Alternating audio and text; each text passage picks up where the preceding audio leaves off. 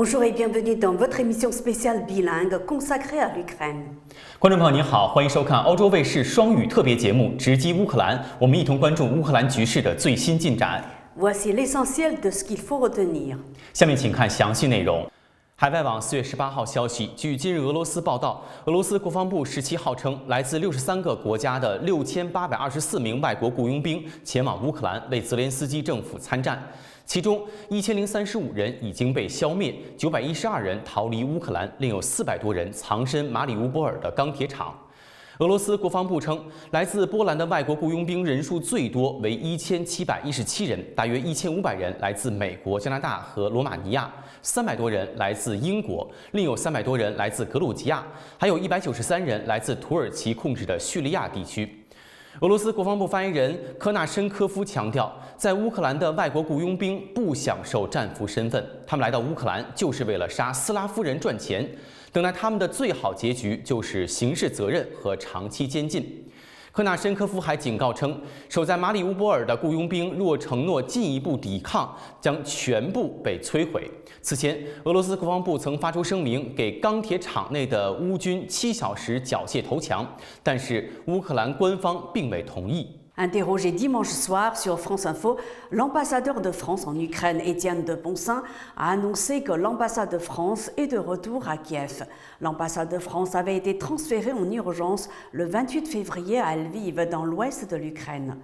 L'ambassade, nous l'avons retrouvée en bon état. Elle n'a pas été touchée. S'agissant de Kiev, évidemment, ce n'est plus la ville que j'ai connue avant le début de la guerre.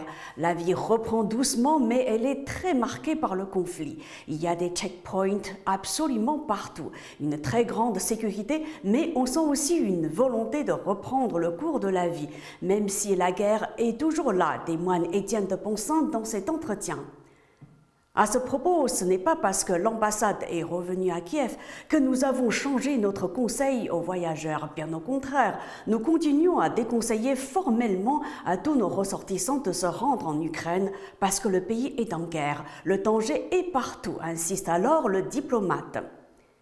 Et puis on apprend que dimanche 17 avril, les soldats russes et séparatistes contrôlaient presque la totalité de la ville. Mais les Ukrainiens résistaient dans l'usine d'Astova, pilonnés sans relâche. Les Russes ont lancé un ultimatum ukrainien leur demandant de se rendre avant la mi-journée de dimanche. L'élimination de nos militaires, de nos hommes à Mariupol mettra fin à toute négociation, a répondu le président de l'Ukraine, Zelensky. 当地时间4月17号，乌克兰总统泽连斯基的经济顾问乌斯滕科在电视讲话中要求7国集团为该国提供500亿美元的财政援助。据今日俄罗斯4月17号报道，乌斯滕科表示，这500亿美元能够帮助乌克兰弥补因俄乌冲突造成的预算赤字。此外，乌克兰正考虑发行零息债券，以应对冲突导致的财政缺口。 目前，乌克兰面临的财政赤字约为每月70亿美元。报道指出，与此同时，世界银行正准备向乌克兰提供一项总价值约15亿美元的一揽子支持计划。联合国官方网站援引世界银行日前公布的报告称，预计今年乌克兰的国内生产总值将下降45.1%，远超国际货币基金组织此前预计的10%至35%。收缩幅度取决于俄罗斯乌克兰的冲突持续的时间和强度。 Un incendie s'est déclaré dimanche après-midi dans la petite église Saint-Sépharin de Sarov, une église orthodoxe située rue Le Courbe dans le 15e arrondissement de Paris. Aucune victime n'est à déplorer, mais les dégâts sont extrêmement importants, rapporte France Bleu Paris dimanche dernier. Les sapeurs-pompiers de Paris ont été alertés vers 16h20. Une soixantaine était encore mobilisée vers 18h pour éteindre les flammes. Le feu s'est rapidement propagé car l'édifice de 250 mètres carrés est entièrement en bois, expliquent les sapeurs-pompiers à France Bleu Paris. Aucun office n'était en cours dans cette église orthodoxe lorsque l'incendie a démarré. 3 personnes ont pu quitter les lieux avant l'arrivée des pompiers. En revanche, les dégâts sont considérables. Tout a brûlé à l'intérieur de cette petite église. 4 ou 5 tableaux ont pu être sortis, mais ils sont très dégradés. L'origine de l'incendie est encore inconnue à cette heure. Le laboratoire de la préfecture de police de Paris est attendu sur place. Selon les premiers éléments, des fidèles auraient installé des tissus et allumé des bougies en vue de préparer l'office, puis seraient sortis de l'édifice, a expliqué à l'AFP une source policière.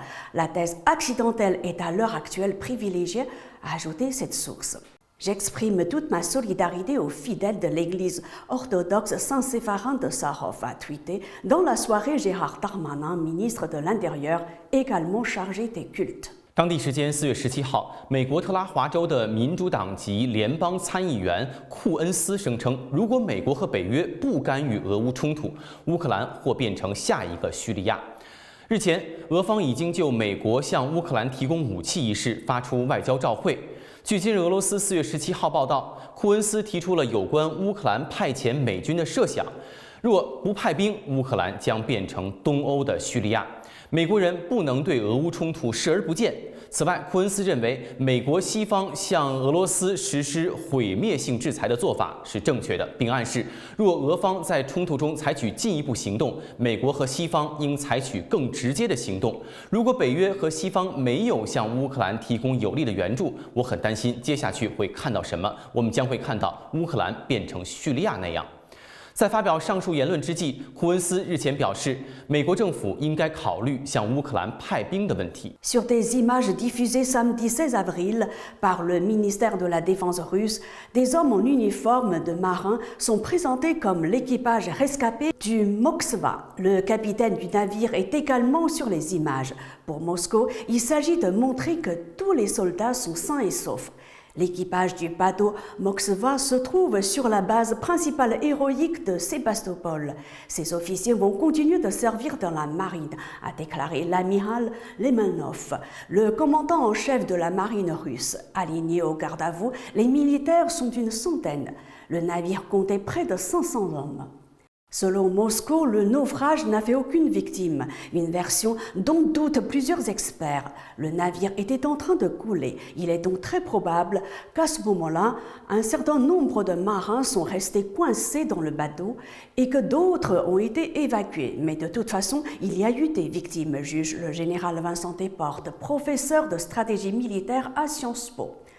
Selon France Info, à Sébastopol, une cérémonie est par ailleurs venue perturber la version officielle. Sur une couronne mortuaire est inscrit un message troublant. Hommage au Moskva et à ses marins. Aucun d'eux n'a pourtant officiellement disparu. Toujours selon France Info, Moscou continue de parler d'un incendie accidentel et non d'un bombardement par les Ukrainiens. C'est la fin de cette émission. Merci à vous de l'avoir suivi.